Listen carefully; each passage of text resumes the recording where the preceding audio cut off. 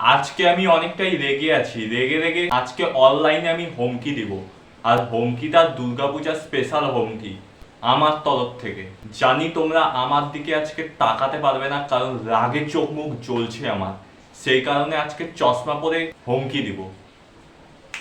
তো ফাইনালি এই চশমাটা আমি পরে নিছি, এই চশমাটা পরেই ভাবছি আমি হুমকি দিব। কি গো দাদা, তোমার তো দুটো চোখই দেখা যাচ্ছে। এই চশমা পরে ভিডিও করলে মানুষ তো ভয় পেয়ে যাবে। না, এই চশমা পরে হুমকি দেওয়া যাবে না। অন্য একটা চশমা পরি, যেটা পরলে তোমরা আমার চোখের দিকে তাকাতে পারবে না, কারণ চোখ রাগে জ্বলছে। সেই কারণে তোমরা আমার চোখের দিকে চোখ তুলে তাকাতে পারবে না। চলো অন্য একটা চশমা পরি। বাহ, এই চশমাটা আজকে ঠিকঠাক আছে। এই চশমাটা পরে দুর্গাপূজা স্পেশাল আমার হুমকি দিব। তো তোমরা পুরো ভিডিওটা ধৈর্য সহকারে বসো, আর আমার হুমকিগুলো মানতে হবে, কারণ আজকে কড়া কড়া হুমকি দিব। দাদা, তুমি কি দেশের প্রধানমন্ত্রী নাকি যে তোমার হুমকিগুলো সবাইকে মানতে হবে? আজকে হুমকিগুলো শোনার পর পুলিশ হয়তো আমাকে গ্রেপ্তারও করে নিয়ে যেতে পারে, কিন্তু আমার কোনো ব্যাপার না। আমি হুমকি দিয়েই ছাড়বো, কারণ আর আমি সহ্য করতে পারতেছি না। দুর্গাপূজা আসলেই এইগুলো প্রতিবার আমাকে সহ্য করতে হয়। এবার চাই না আমি এইগুলোর সম্মুখীন করতে হয় আমাকে।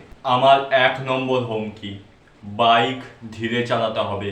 পূজার সময় বাইক নিয়ে বাড়াচ্ছ, ভালো কথা, কিন্তু মেয়ে দেখলেই একদম 120-30-এ গাড়ি চালানো একদম চলবে না। এই সমস্ত বন্ধ করতে হবে। মেয়ে দেখলে গাড়ি ধীরে ধীরে চালায় নিয়ে যেতে হবে, কারণ ওদের অসুবিধা হতে পারে।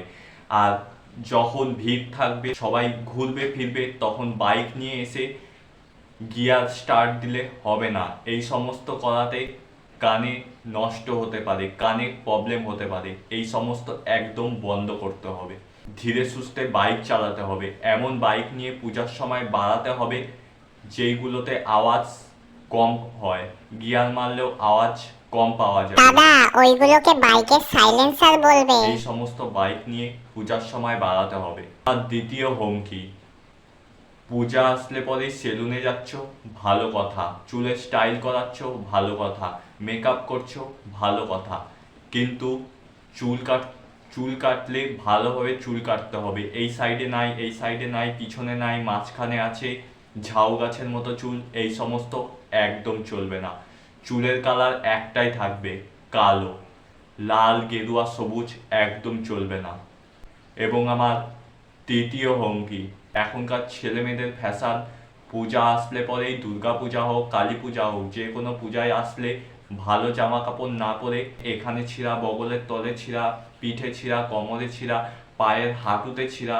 তোমরা কি পূজায় স্টাইল মারতে বাড়াও, না শরীর দেখাতে বাড়াও? কোনটা? ওই সমস্ত একদম চলবে না। ভালো জামা কাপড় পরে বাড়াতে হবে, ভদ্র জামা কাপড় পরে বাড়াতে হবে, কারণ পূজার সময় অনেক বড় বড় গুরুজন ব্যক্তিরা যায় পূজা দেখতে। তাদের যাতে মনে হয় ছেলেটা ভদ্র, ভালো, সেরকম জামা কাপড় পরতে হবে। কোনো হাঁটুর নিচে ছিঁড়া, বগলের নিচে ছিঁড়া, ওই সমস্ত জামা কাপড় একদম চলবে না পূজার সময়। আমার 4 নম্বর হুমকি, পূজার সময় গান বাজাচ্ছ, বেশ ভালো কথা, কিন্তু রাত্রি 11টার পরে গান বন্ধ রাখতে হবে। সেই সময় অনেক বয়স্ক লোক আছে, তাদের ঘুমের ডিস্টার্ব হবে, এবং অনেকের আবার হার্টের প্রবলেম আছে, তাদের যাতে কোনো ক্ষতি না হয় সেই দিকে খেয়াল রাখতে হবে। তাই রাত্রি 11টার পরে ডিজে বন্ধ রাখতে হবে। বিশেষ করে বড় বড় ডিজে যেই সমস্ত আছে একদম বন্ধ করে দেওয়া উচিত। এবং আমার সবশেষ লাস্ট হুমকি, 5 নম্বর হুমকি, পূজার সময় গান বাজাচ্ছ, বেশ ভালো কথা, কিন্তু দুর্গা পূজার সম্পর্কে গান বাজাতে হবে। দুষ্টু কোকিল ডাকে রে কুকু কুকু। দাদা, তোমার গলায় এই সমস্ত গান মানাচ্ছে না। এই সমস্ত গান পূজার সময় একদম বাজানো চলবে না। আর সবাই পূজার সময় সাবধানে পূজা কাটাও, আর মদ খেয়ে কেউ গাড়ি চালাবেন না, আমার কাছে এটাই সবার রিকোয়েস্ট। আর সবার শেষ আমার একটা কথা বলার ছিল, যেটা হলো, তোমরা এবার অনেকেই এই ভিডিওটা ছাড়ার পরে বলবে এটা কিরণদার কপি। তাদের উদ্দেশ্যে একটা কথা বলছি, কিরণদার জায়গায় আমি আমার জায়গায়, আমি কোনো কিরণদার কপি করিনি।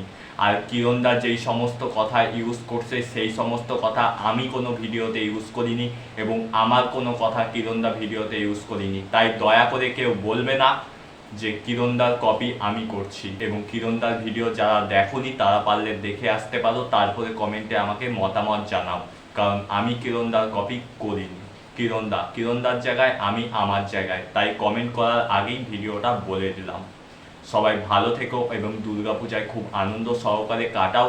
আর আমার হুমকিগুলো মনে রাখো, আমার হুমকি যেই সমস্ত ছেলেপেলে মানবে না তাদেরকে গিয়ে আমার এই ভিডিওটা চালায় শেয়ার করে নাও। চলো ভালো থেকো, হ্যাপি দুর্গাপূজা।